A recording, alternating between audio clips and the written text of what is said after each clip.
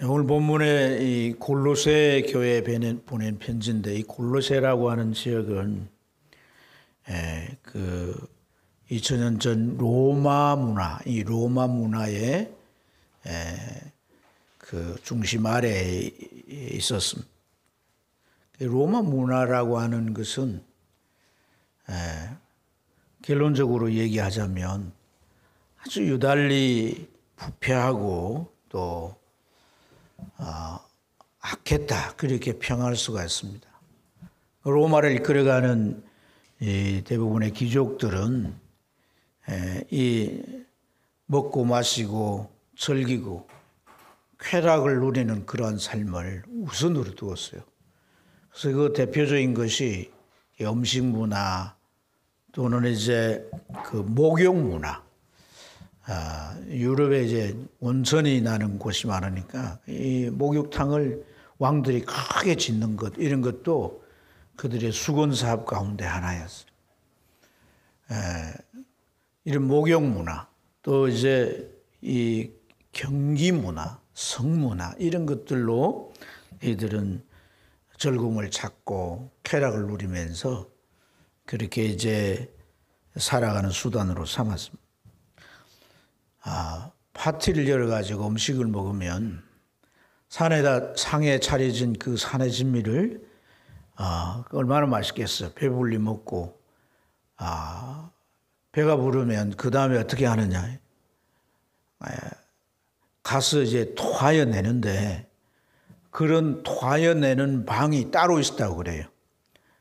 토하여 내도록 다 씻을 내가지고, 그래서 그곳에서 다 토하여 내고 다시 식탁으로 돌아와서 먹는 거예요. 참 우리가 생각할 때 이런 식탐이 이해가 안 되지만 당시는 그게 자연스러운 문화였다는 거예요. 그러니까 그 음식 속에 있는 맛을 즐기는 이런 것에 잘 길들여져 있는 거죠. 또 이들이 아주 축제 같은 것은 대개 신전에서 이루어지는데, 제의식이 끝나면 그곳에서 이제 축제가 벌어지는 거예요. 그곳에 무녀나 시녀들이 뭐 온갖 시중을 둘 뿐 아니라 춤을 추고 노래를 하고, 그러면은 그것이 나중에는 아주 광란으로 이제 치닫게 되면서 그 무녀나 시녀들은 귀족들의 성노력의 감이 되는 거죠. 비임 기술이라는 것이 잘 발달되지 않았기 때문에 아기를 갖게 되면 사생아가 되는 거예요. 그래서 광장 이런 데 보여두면 포주들이 또 여자아이면 거두어 가가지고 길러가지고 또 이제 그런 여성을 만들어 팝니다. 이들의 폭력적인 것은 이 경기 문화예요. 운행 경기장에서 뭐 각종 경기도 하지만 이 노예 출신 검투사들을 훈련시켜가지고 실제 칼을 들고 치고 창으로 찌르고, 그래서 뭐 이 피를 흘리고 죽이는 이런 것들을 보면서 함성을 지르고 그들이 아주 그곳에서 쾌감을 느끼고 즐거워하는. 그래서 이 로마가 지배하는 곳은 도시마다 이 콜로세움 같은 것을 곳곳에 세우고, 그런 이제 곳에서 경기를 즐기고 또 그러한 이제 퇴폐한 유의적인 삶에 푹 빠져 있었다는 거예요. 로마는 군대를 일으켜서 그 막강한 군사력으로 주변 나라를 다 정복했습니다. 그래서 얻은 세력과 부와 그 풍요를, 이런 즐거움과 쾌락을 찾는데 다 탕진하는 거죠. 결국 로마는 망하고 맙니다. 근데 이제 이러한 이 로마의 문화권 속에 많은 주변 나라들이 있었는데, 이 골로새 지역은 그런 이제 곳 가운데 하나입니다.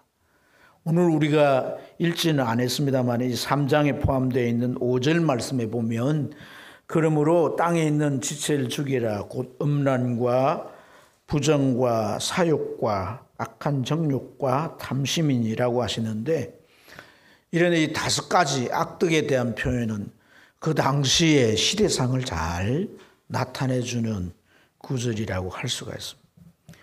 8절과 9절에 덧붙여서 분함과 악의와 비방과 거짓말 이런 것도 그들의 이제 약한 특성이 어떠한지를 말해주고 있습니다.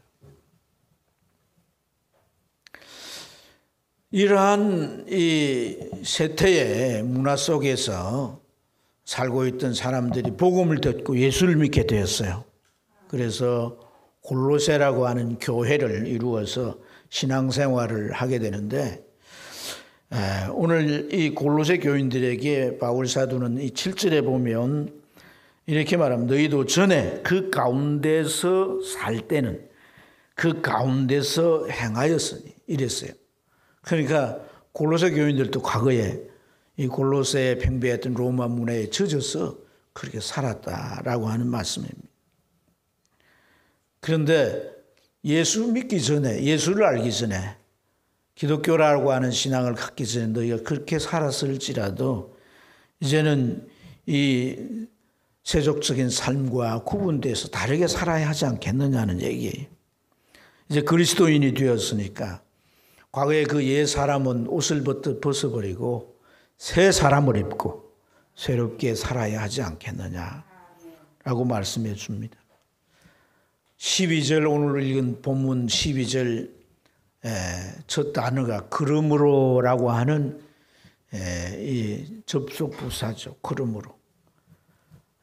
이 접속부사 그러므로는 옛삶과 새 삶, 옛날에 살았던 그런 삶, 그런 방식의 삶과 이제 예수 안에서 새롭게 사는 이 삶의 방식, 이것의 분기점을 표현해 주는 단어인 줄로 믿습니다. 그러므로 여러분 옛 삶은 이랬고 이제 새로운 삶은 이러한 삶이다라고 선을 쫙 그어주는 것이다 그 말이에요.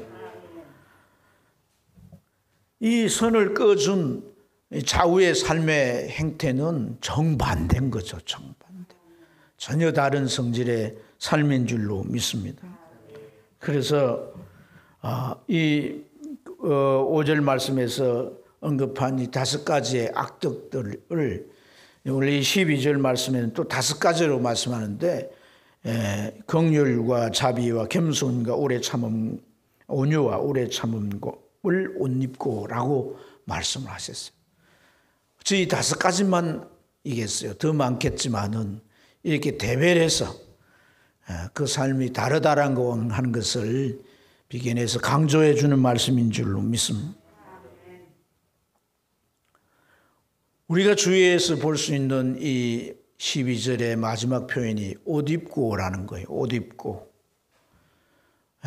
오늘 지금 여러분들이 입고 있는 옷을 바꾸고 다른 옷을 입으면 여러분들의 모습이 바꾸어져 있겠죠. 그죠? 다르게 표현하면 변화라고 할 수 있습니다. 옷 입고라고 하는 단어는 변화를 나타내는 말이에요. 변화. 이제 너희가 과거에 이 로마 문화권 속에 살면 살았던 그런 삶이 예수를 믿고 신앙을 가졌다면 전혀 다른 모습으로 변화되어 있어야 한다. 그런 얘기죠.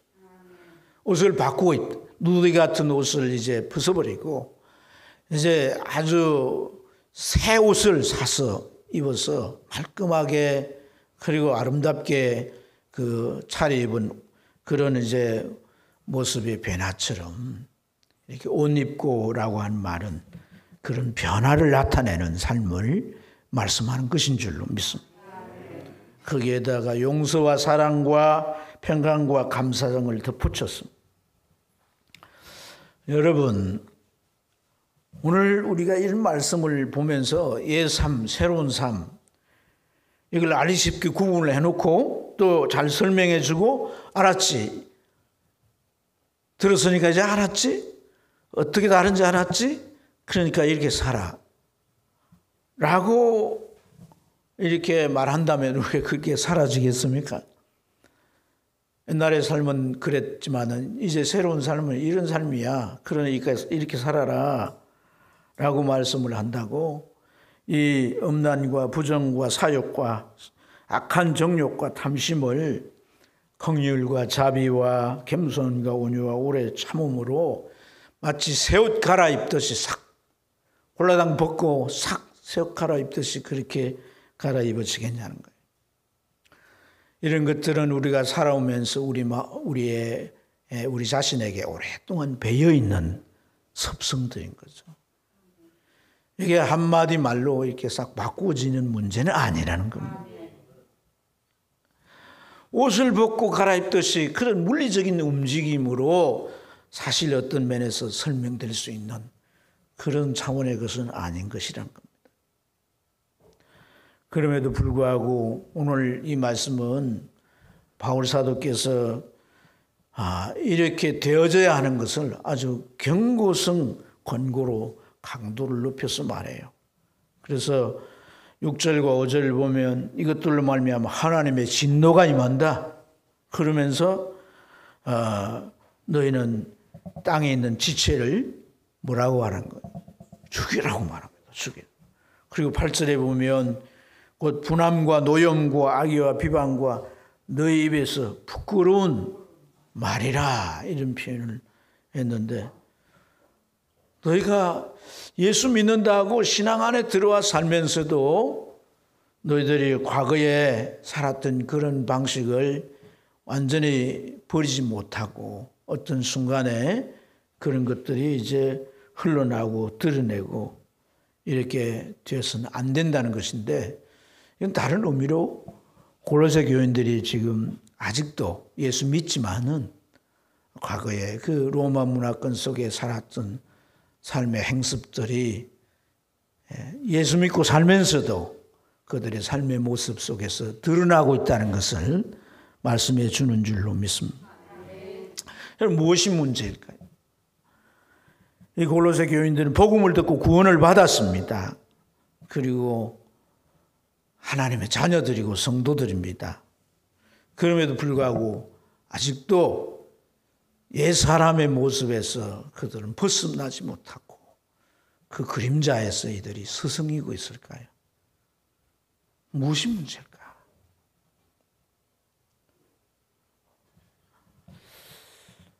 엄마가 딸이 거짓말을 자꾸 한 거예요. 그래서 엄마가 그렇게 말했다고. 너는 내 딸이야. 그러니까 거짓말을 하지 말아야 돼. 너는 내 딸이야. 그러므로 너는 거짓말하면 안 돼. 이런 말이에요. 여러분, 자, 이 말을 우리가 좀 곱씹어 보면 여러분 거짓말. 뭐 거짓말을 포함해서 오늘 이 바울 사도가 5절에서 언급한 여러 가지 이제 악덕이 되겠습니다만은 자, 이러한 것들을 우리가 조금 더 확대시켜서 포함해 가지고 이해할 필요가 있습니다. 이 거짓말이 이걸 내가 어머니의 딸이 되기 위해서 거짓말을 하지 않아야 되겠어요? 아니면 내가 어머니의 딸이기 때문에 거짓말을 하지 말아야 되겠어요? 어머니의 딸이기 때문에. 여러분 거짓말하는 것과 어머니의 딸이라고 하는 것을 병렬의 선에 놓고 우리가 사실 이제 생각할 수는 없는 문제죠. 이것은 어떤 면에서 순서상 부차적인 것이고 또 결과적인 것과 그 원인적인 것이 구분되기 때문에 어머니의 딸이라고 하는 것은 본질적인 문제인 거예요. 신분의 문제라 그 말입니다. 아멘. 나의 존재됨의 문제라는 겁니다. 골로새 교인들이 그렇듯 우리도 예수님을 마음속에 영접했어요. 나의 존재됨은 이제는 달라졌습니다. 신분이 달라졌습니다. 나는 하나님의 자녀입니다. 비록 세상 가운데 여전히 내가 과거에 옛 사람일 때 살았던 그런 삶의 환경은 바뀌어지지 않았습니다. 사람들의 이제 내 주변의 사람들의 삶은 여전히 그렇게 살아가고 있습니다. 그럼에도 불구하고 나에게 달라진 것이 뭡니까? 전환된 게 뭡니까? 내가 하나님의 자녀란 겁니다. 나는 이 세상에 속한 사람이 아니라 천국의 백성이란 거예요. 이 신분의 전환, 이게 존재적인 차원이란 거죠. 그 어머니의 딸이 된 것처럼. 그렇습니까, 여러분? 그리고 거짓말을 하지 않느냐 하지 않느냐 하느냐는 것은 인식의 문제란 겁니다. 인식의 문제. 어떤 면에 좀 어려운 말인 거겠지만 그 어머니가 그 사회에 존중받고 그 어머니가 어떤 지위 높은 지위를 가지고 있고 그 어머니의 어떤 그 위상이 있다면 그 딸은 그 어머니의 이름에 먹칠해서는 안 되겠죠. 내가 그 어머니의 딸이기 때문에 나의 말이나 행동 거지를 조심해야 되는 거단 말이에요. 내가 그 어머니의 딸이라는 인식이 내 안에 확고하게 박혀 있다면 그의 은행 심사가 달라질 수밖에 없는 줄로 믿습니다. 오늘 이 말씀에서 우리가 이 세상에 살아가면서 나의 존재에 대한 인식이 얼마나 중요한가를 좀 우리 모두가 같이 깊이 인식해야 된다.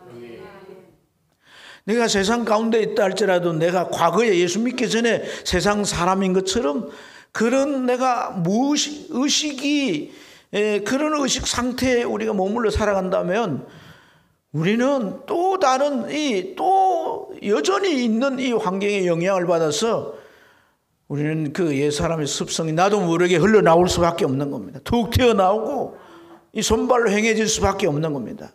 그러니까 내가 나의 존재됨, 나의 신분이 내가 하나님의 자녀다. 나는 세상에 속한 자가 아니라 천국에 속한 자야. 하나님의 그 아들 피로 예수 그리스도의 피로 값주고 구원받은 하나님의 내가 자녀라고 하는 이 인식이 내 안에 확실히 있어야 되는 거예요.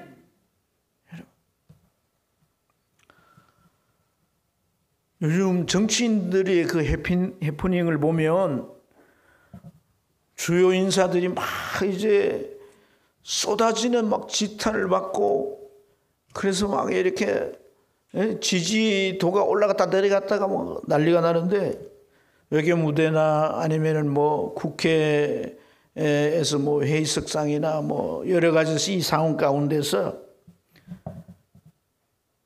그들이 이제 한 실수에 실수, 말을 실수하고 뭐 메모를 써가지고 했는데 그게 뭐 기자들이 딱 사진을 찍어서 그런 것들을 여과 없이 또 이제 드러내는 거예요. 그러니까 그걸 보고 이제 뭐 정치판은 이제 막 서로 헐떡기 공방을 하는 거예요. 사실 우리나라를 이끌어가는 지도자들인데 마치 헐떡기 대회하는 것 같고 그들 속에 성숙함이라고 하는 걸 전혀 찾아볼 수가 없어요. 그럼 정치인들을 위해서 많이 기도해야 하겠습니다.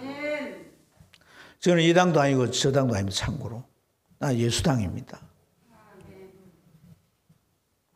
난 누구가 어느 당에서 대통령이 되든 정말 이 민족이 그동안 가져왔던 전통과 이 민족이 살아왔던 그 삶을 존중하고 잘 살아갈 수 있도록 이끌면 된다고 생각합니다. 그리고 정치가 뭐 종교 이런 것에 개입해서 제재하고 법적으로 잘못됐으면 처벌받아야 되겠죠. 이런 것을 자기들의 주관과 생각이나 이런 걸 가지고 어떻게 좌지우지하는 것은 옳지 않다고 생각합니다.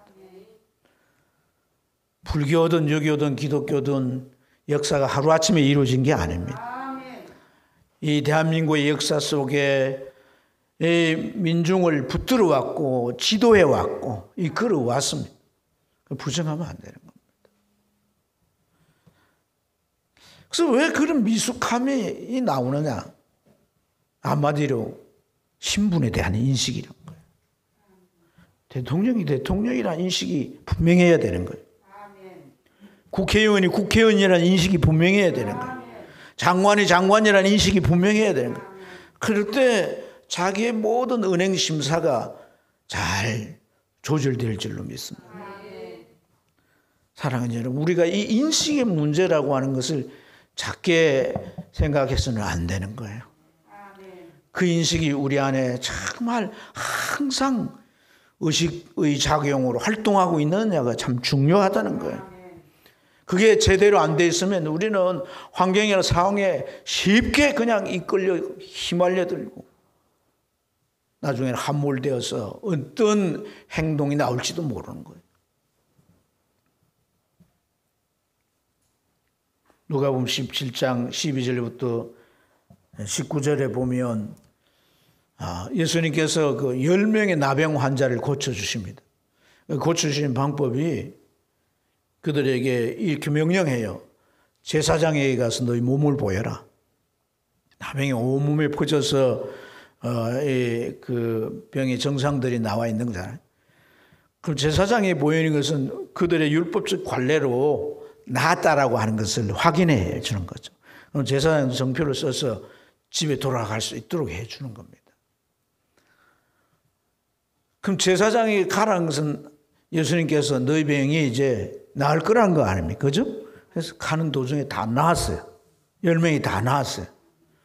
근데 10명이 다 나았는데 그 중에 한 명만 예수님께 돌아와서 감사를 합니다.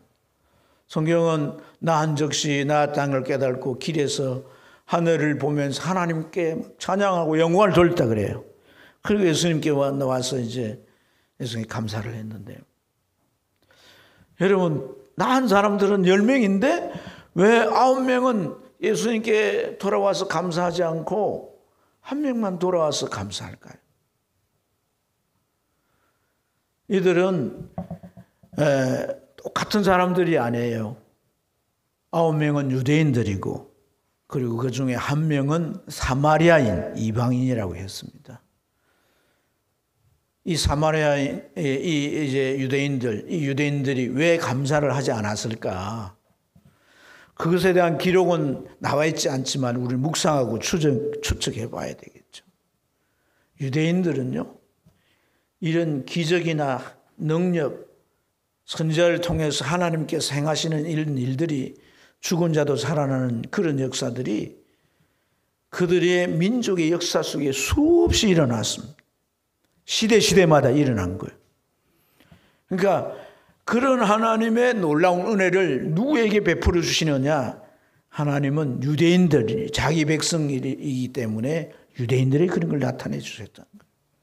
그러니까 그들이 유대인들이고 오늘 이러한 이 나병이 선지자로 인정하는 그런 예수님으로부터 치유를 받았으니까 하나님의 마땅한 은혜라는 거예요. 당연한 은혜라는 거예요.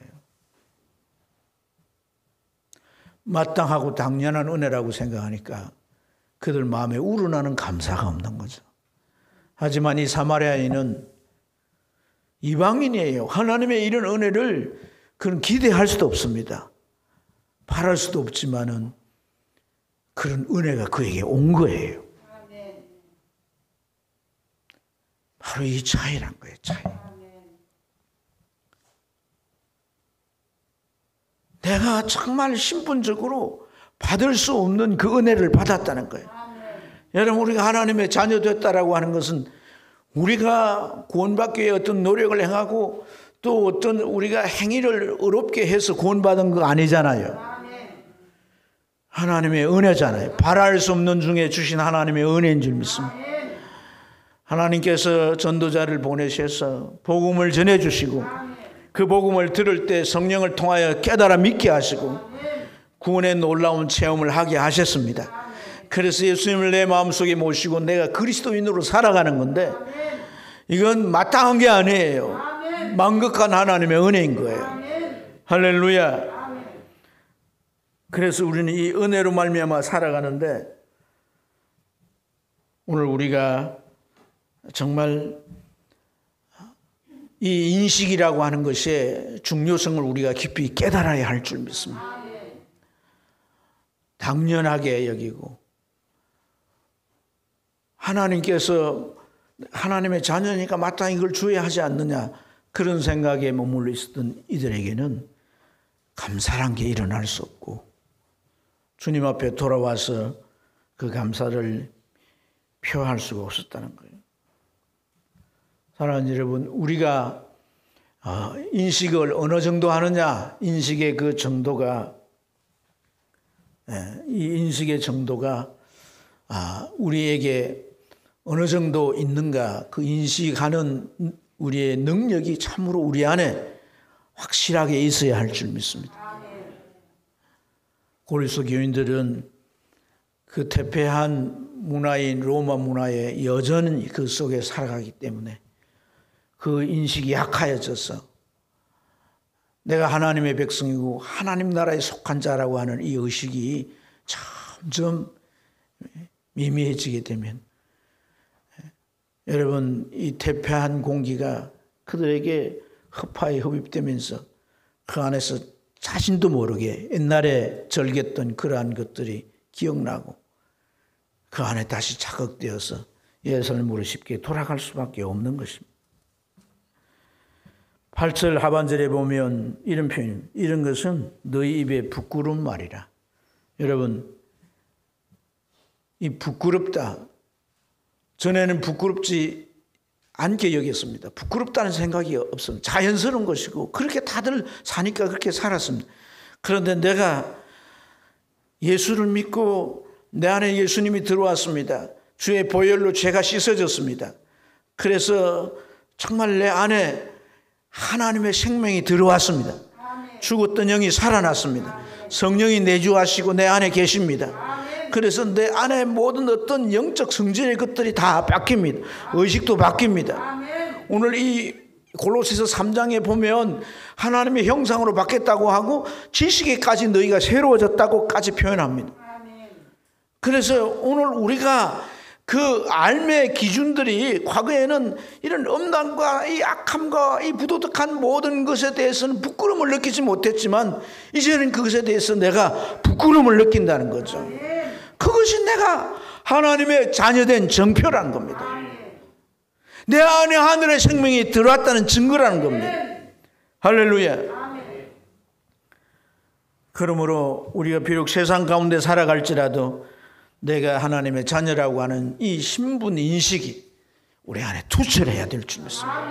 언제나 살아있어야 되겠습니다. 어떤 상황을 직면해도 이것이 내 안에서 딱 먼저 의식되어지고 그래서 내 모든 생각과 내 모든 말과 행동의 중심을 잡기를 축복합니다. 두 번째, 오늘 이 말씀에서 좀 나누고자 하는 것은 이 그름으로 이후의 삶에 대해서 오늘 바울 사도는 어떤 의도로 표현하고 있습니까? 아주 명령하듯 강조하고 있죠. 너희는 하나님이 택하사 거룩하고 사랑받는 자처럼 긍휼과 자비와 겸손과 온유와 오래 참음을 못 입고 또 계속해서 보면 누구에게 불만이 있거든 서로 용납하여 피차 용서하되 주께서 너희를 용서하신 것 같이 너희도 그리하고 또 모든 것 위에 사랑을 더하라. 그리스도의 평강이 너희 마음을 주장하게 하라. 또한 너희가 감사하는 자가 되라. 계속해서 이렇게 말씀하고 있습니다. 마치 이렇게 살 수밖에 없는 사람처럼 당연히 이렇게 살아야 되는 것처럼 그렇게 강조합니다. 바울 사도가 이런 것을 이렇게 강조하는 것, 이렇게 살아야 한다라고 막 힘주어서 명령하듯 이렇게 말씀을 하는데요. 여러분, 우리가 참 내가 하나님의 자녀라고 하는 것을 인식하고 그 존재됨을 내가 생각할 때 내 모든 이 은행 심사가 달라질 수 있습니다. 그럼에도 불구하고 때로는 우리가 넘어지고 내가 하나님의 원하시는 삶의 모습대로 살지 못하는 우리 자신을 보지 않습니까, 여러분?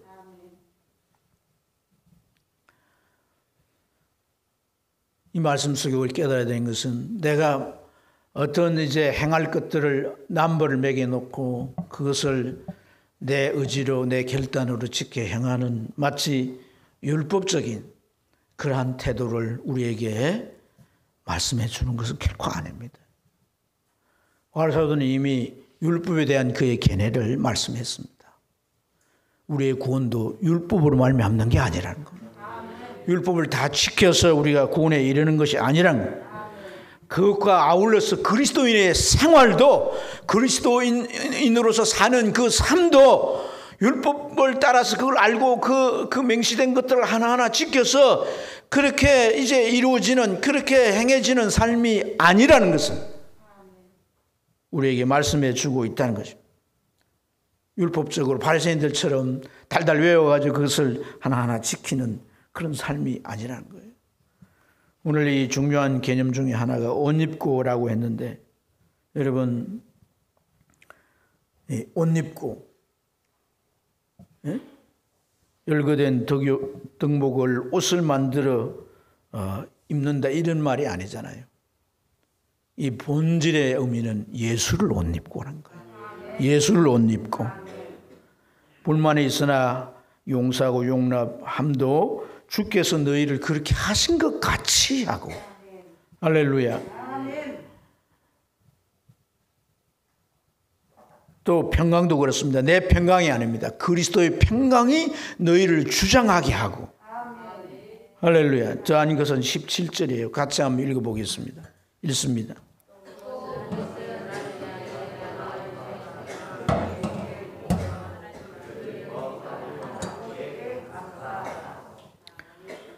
앞에서 열거된 여러 가지 덕목들만 말하는 게 아니잖아요. 여기 말이나 일이나 모든 말이나 모든 일이든지 예수 이름으로 하고 그를 힘입어 하라는 거예요. 아멘. 좋은 거 안 좋은 거, 나쁜 거 옳은 거, 악덕과 덕성 이걸 대비해 설명해 주고 이렇게 살아라 하는 것이 아니에요. 성경 우리에게 말씀합니다. 너희 안에서 행하시는 이가 곧 하나님이시니. 갈라디아 2장 13절에 너희 안에 행하시는 이가, 너희 안에 행하시는 이가 누구란 거예요? 우리 의지, 결단 그게 아니라는 거예요. 예수 그리스도란 거예요. 그분은 하나님이시란 거예요. 예수를 너희가 복음을 들었을 때 너희가 영접하지 않았느냐? 너희 속에 그분이 계시지 않느냐는 거예요. 그러니까 그 예수 그리스도가 너희 안에서 행하게 하신다는 겁니다. 행하게 하신다는 겁니다. 그를 힘입어 하라는 거 아니겠어요? 그리스도의 평강이 너희를 주장하게 하라는 거 아니겠어요? 여러분, 기독교는요 사실 이거 외에 없습니다. 이것뿐입니다. 예수를 말미암아 되는 것이란 말이에요. 예수로 말미암아 우리는 구원을 받는 것이고, 우리가 그리스도인으로 사는 그 삶을 정말 모든 세상 사람과 아니면 다른 종교인과 다르게 드러낼 수 있는 것 또한 예수가 내 안에 계셨어요. 그분이 행하게 하시는 그 지혜와 힘으로 말미암아 살기 때문에 다른 모습으로, 다른 차원으로 나올 수밖에 없는 줄로 믿습니다. 오늘 우리는 이 감사주일날 예배하면서 이 말씀에서 핵심적으로 우리 교훈하는 이 한마디를 우리 마음속에 참 깊이 느끼고 질문해야 할 줄로 믿습니다. 너희 안에서 행하시는 이가 있느냐는 거예요. 그 내 안에서 행하시는 이로 말미암아서 우리가 말하고 행동하고 살아가지고 있는가를 우리에게 각자 질문해야 할 줄로 믿습니다. 그렇지 않고는 우리는 로마 문화가 아니라 우리가 살고 있는 이 시대에도 얼마든지 우리를 타락되게 할 수 있는 문화가 팽배하고 우리에게 시시때때로 영향을 주고 물들게 하고 우리를 넘어지게 할 수 있습니다. 감사주일에 저는 제 자신에게 물었어요. 감사주일이라서가 아니라 네 안에 감사가 있는가? 이렇게 제게 물었어요. 참 유감스럽고 안타깝게 제 안에 감사가 느껴지지 않았어요. 논문 쓰는 일에 또 연말이 돼서 여러 가지 일들에 마음이 너무 분주하고 쫓겨서 그런지 감사주일을 맞았는데도 좀 이 한 해의 감사들이 내 안에 가득 차서 막 이렇게 뭉게뭉게 이렇게 피어오르고 감사에 젖어야 되는데 그러지 못했어요. 그래서 제가 부끄러웠어요. 예수 믿기 전에는 내가 감사하지 않아도, 감사거리가 없다면 감사하지 않아도 뭐 별 문제 없겠죠. 예수를 믿었으니까 감사거리를 찾지 못하고 감사를 느끼지 못하는 제 자신이 부끄러웠던 거예요. 그래서 모든 걸 내려놓고 좀 이런저런 생각들을 해봤습니다. 그 생각 속에서 우선 이제 되어지는 그런 일들을 하나하나 제가 묵상해 봤어요. 창원에 와서 이제 참 교회를 개척하게 됐는데, 사실 참 내가 창원에 오지 않았다면 아주 큰 교회에서 이미 장로님들이 서름을 오셔가지고, 저 시골에 있을 때 그리 가자고 두 번, 세 번 오셔가지고 그렇게 저를 막 꼬시기도 하고 이랬는데, 제가 이 창원에 이미 가겠다고 결단을 했기 때문에, 또 창원에 같이 개척할 분들에게 얘기했기 때문에 그건 내가 거둬들일 수가 없습니다. 그래서 창원에 왔어요. 와서 여러 가지 일들이 있고 많은 과정이 있었지만 참 지금까지 버티고 왔는데, 제가 이제 다음 주면 여러분 우리 권사님, 안수 집사님 세울 건데, 대부분 이들 가운데 정말 저와 같이 이 교회를 시작할 때 그 초기에 나왔던 분들,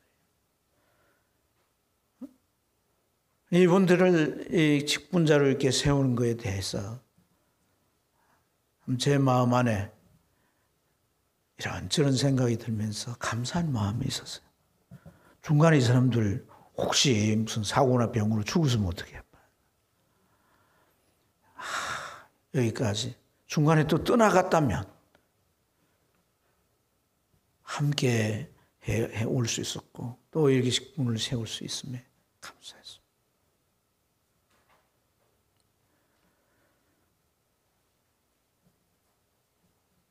뿐만이 아니라 코로나의 타격을 받아가지고 교회가 없은 교회만 6,000개 교회가 넘는다고.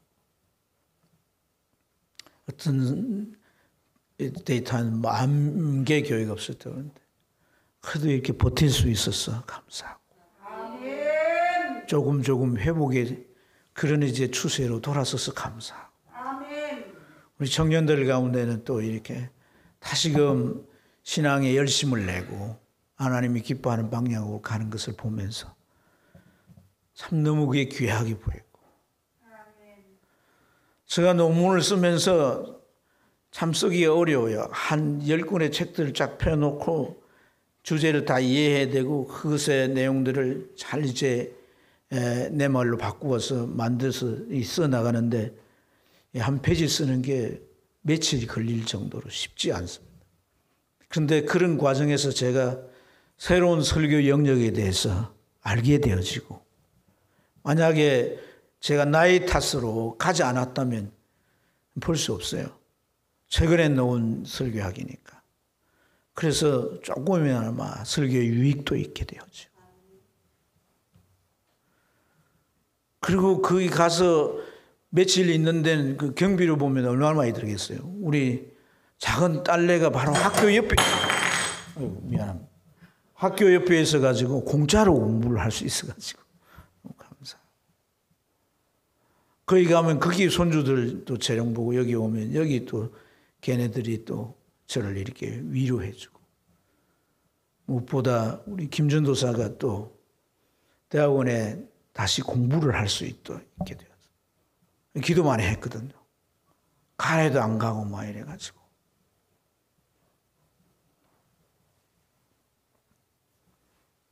없는 것, 안 되는 것을 바라보니까 감사가 없었던 거죠. 감사가 없었던.